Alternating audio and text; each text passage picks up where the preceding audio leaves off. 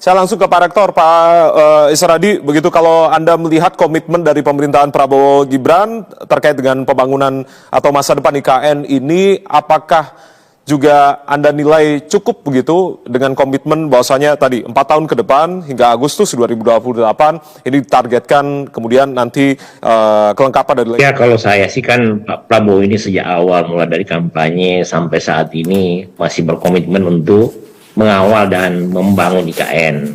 Kemudian kalau kita lihat perkembangannya juga semua sampai saat ini kan semua masih on the track. Bahkan saya mencatat beberapa hal melampaui batas, melampaui target lah. Melampaui target. Nah, yang saya mau sampaikan ini misalnya kan pihak pemerintah misalnya dalam hal ini dianggaplah Kementerian PUPR atau PU yang baru misalnya dalam mengkomunikasikan itu ya harus semacam optimis, jangan misalnya akan menyatakan akan dilaksanakan mungkin tahun ini perlambatan dan lain-lain, itu karena itu akan mempengaruhi orang-orang sekitar dan bahkan juga investor. Saya meyakini karena kan sekarang ini IKN sudah berjalan sebagaimana mestinya, tanpa perlu hati-hati mengeluarkan kata-kata yang sifatnya apakah dikatakan perlambatan dan sebagainya, karena saya meyakini Pak Prabowo akan tetap konsisten untuk menyelesaikan semua ini tepat waktu. Saya pendapat tadi dengan Pak Danis Sumadilaga bahwa kita jangan melihat IKN ini dengan bangunan pemerintah saja. Apa yang ada sekarang sudah mesti dioptimalkan. Baik. Ya kan? Kantor, jadi misalnya jangan ada kesan bahwa nanti kita akan beraktivitas di 2028. Akan tetapi kita harus katakan bisa saja misalnya kegiatan karena ada istana, ada kantor presiden, dan mungkin nanti ada kantor Kemenko yang sudah selesai, ya sambil berjalan lah, sambil menunggu waktunya yang memang masih lama untuk berpindah IKN, tapi aktivitas mesti ada. Ya jangan nantinya menjadi kota mati gitu.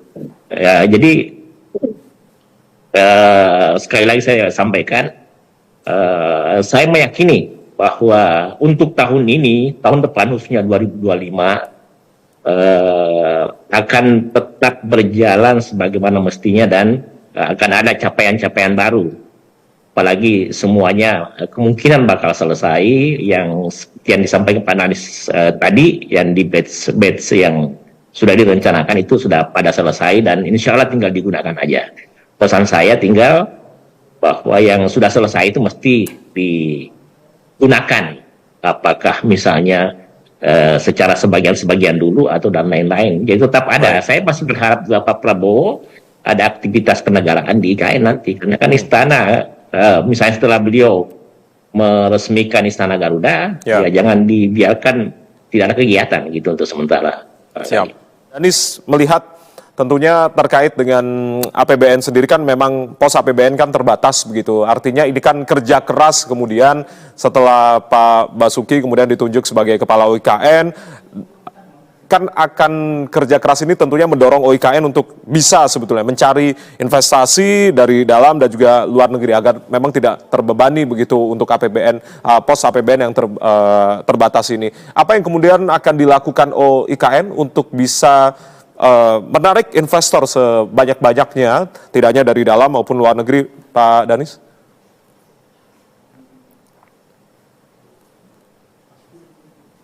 Ya, mohon maaf Bapak untuk suaranya. Ya, silakan. Maaf.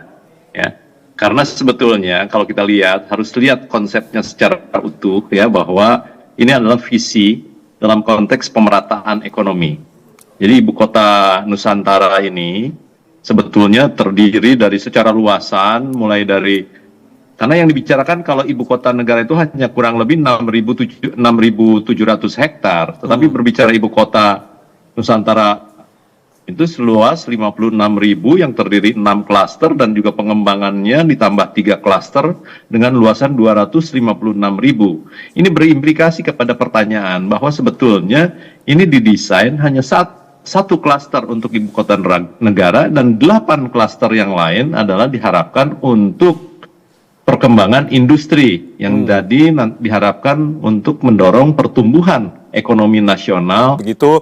Lalu bagaimana tentunya komitmen Ya. dari OIKN, Pak? Tidak hanya menumbuhkan nanti ada pusat perekonomian baru begitu, tapi juga mendukung swasembada pangan yang tentunya menjadi cita-cita dari Pak Prabowo begitu yang sudah disampaikan dalam beberapa kali kesempatan dan juga ditegaskan pada pidato pertamanya saat dilantik kemarin, untuk kemudian apakah juga persiapan dari infrastruktur khususnya di bidang pertanian untuk kemudian bisa mendukung swasembada pangan nantinya, akankah juga disiapkan di ibu kota Nusantara sebagai simbol ibu kota baru ini, Pak Danis?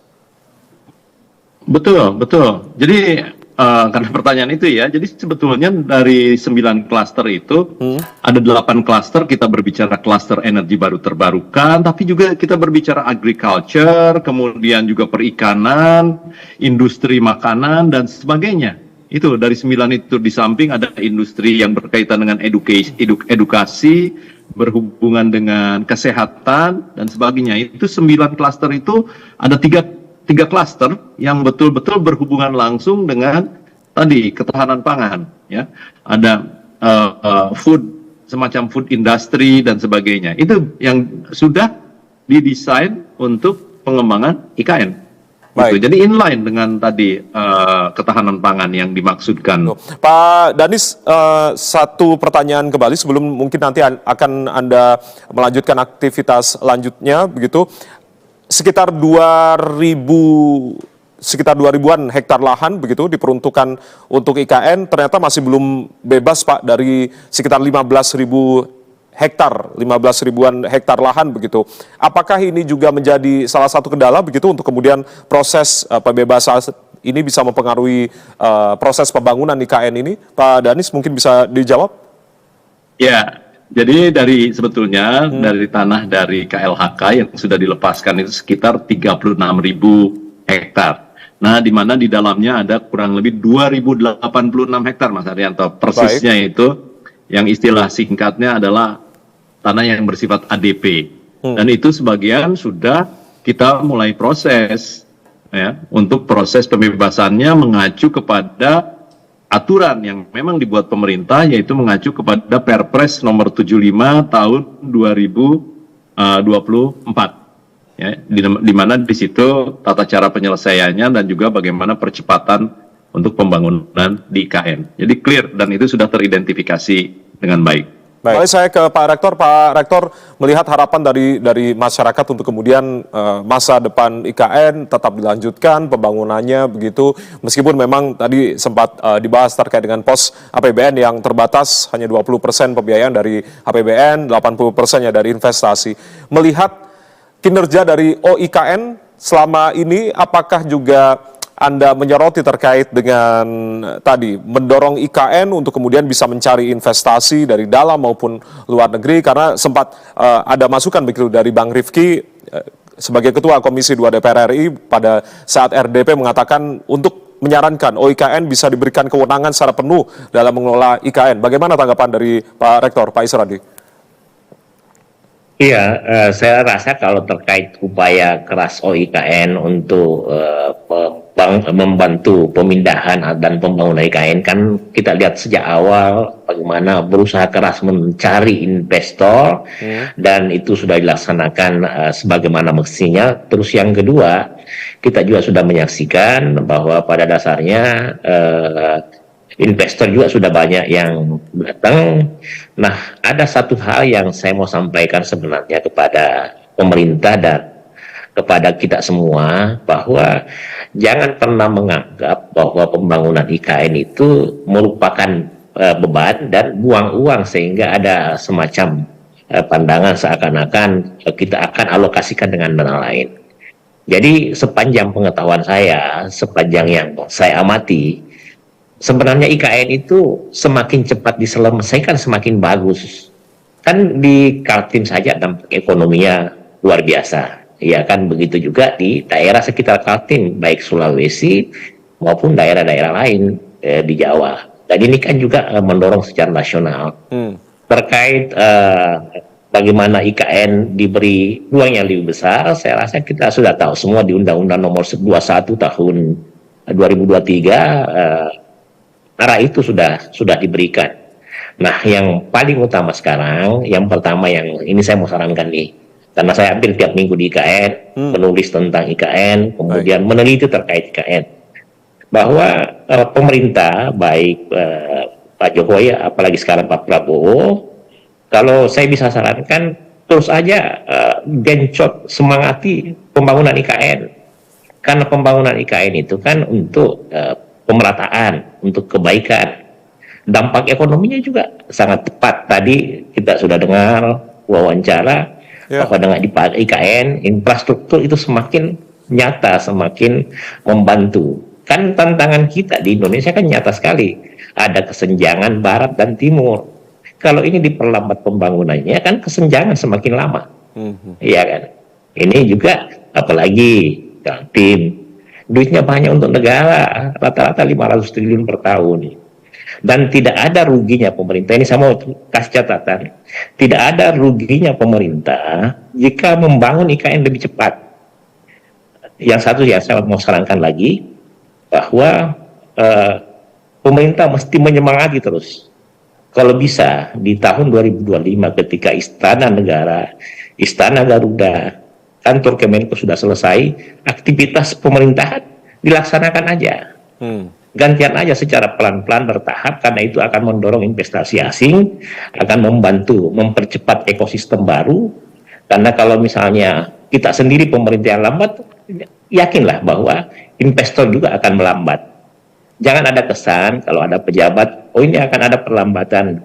Ini saya dari sisi akademisi itu kurang bagus untuk pembangunan IKN, karena pembangunan IKN itu tidak merugikan siapa-siapa. Pembangunan IKN itu bukan buang-buang uang, karena ada dampak ekonominya. Dia juga dampak lingkungan untuk kebaikan lingkungan ke depan, dan yang paling utama pemerataan dan keadilan. Mengenai peran otorita yang semakin besar, ini kalau menurut saya sambil jalan aja. Apa yang bisa dioptimalkan kita optimalkan aja. Seperti juga tidak usah nunggu 2028 harus sidang paripurna. Kalau tahun 2025 ada aktivitas yang bisa dilaksanakan, atau misalnya kantor Kemenko bisa digunakan oleh beberapa kementerian untuk sementara, kan tidak harus setiap saat. Ini kan kita membangun Indonesia. Itu aja untuk sementara, Mas. Baik. Pak Isradi, artinya apakah selama ini tawaran-tawaran kalau dulu pada masa pemerintahan Presiden Jokowi begitu gencar untuk bisa menawarkan ataupun juga mempromosikan IKN ke beberapa pihak begitu. Bagaimana dengan IKN saat ini? Apakah tadi Mas Wasito katakan seharusnya masih ada nih timbal balik atau tawaran-tawaran yang menarik untuk kemudian bisa menarik investor sebanyak-banyaknya, Pak Rektor? Ya, makanya saya kan sampaikan sejak tadi bahwa kan biasa selama ini ada menteri yang menyatakan bahwa kita akan lambat sedikit karena mungkin ada anggaran lain. Kalau menurut saya, kata-kata seperti itu tidak usah disampaikan, karena ini kan sudah terpola. Mengenai anggaran yang lebih kurang sekarang kan orang memahami, karena memang APBN disiapkan 20%. Maksud saya itu, semangat itu jangan membuat investor jadi kurang bersemangat. Karena saya sangat meyakini bahwa pembangunan IKN ini akan berjalan sebagaimana mestinya. Pembangunan IKN ini, kalau kita sorot pembangunan IKN, sebenarnya mengenai anggaran yang akan dianggarkan itu kan tidak akan mengganggu anggaran lain. Apakah itu, kan masing-masing sudah ada posnya. Anggaplah ini kalau IKN adalah pembangunan infrastruktur, kan ada puluhan sampai ratusan triliun untuk infrastruktur. Yang selama ini misalnya untuk membangun Indonesia, secara keseluruhan kita fokuskan ke salah satu wilayah. Dan itu kan tidak akan kurang. Tidak akan mengganggu budget lain. Saya melihat seperti itu. Dan ini IKN ini sudah berjalan. Kita lihat bangunan-bangunan di kawasan ini, di pusat pemerintahan, tadi dikatakan sama Pak Danis sudah sekitar 90%. Baik. Ya kan? Nah, dengan berdirinya seperti itu dan ada infrastruktur dasar semua itu kan dengan sendirinya menarik investor. Kalau dulu di awal-awal IKN, ketika belum ada apa-apa, sudah genjot ke sana kemari, yang kemudian membuat investor ragu. Untuk sekarang, saya rasa tidak ada masalah. Tinggal yang perlu dilakukan, ini pemerintah jangan kelihatan down, ya harus tetap semangat, harus tetap bahwa insya Allah IKN akan selesai tepat waktu, tidak akan ada yang kurang, bahwa Baik. IKN akan dilaksanakan sesuai rencana. Karena menurut saya tidak akan ada anggaran yang diganggu dengan membangun IKN sesuai dengan rencana sampai tahun 2045. Oke. Iya, gitu. Saya langsung ke Mas Wasisto kembali. Mas Wasisto menanggapi apa yang tadi sudah disampaikan oleh Pak Isradi. Silakan, Mas. Ya, tentu kalau disampaikan oleh Pak Isradi itu hal yang biasa terjadi dalam proses bisnis pemerintahan ya. Cuman yang perlu kita lihat adalah bagaimana kemudian pemerintah melalui badan baru yang bernama Nusantara Agastra itu bisa menarik dana yang lebih besar ke IKN ya. Karena dengan skema itu yang bisa memantik swasta untuk bisa berinvestasi ke sana. Di samping pula mungkin kalau kita bisa melihat perluasan atau penegasan kewenangan dari otorita OIKN ini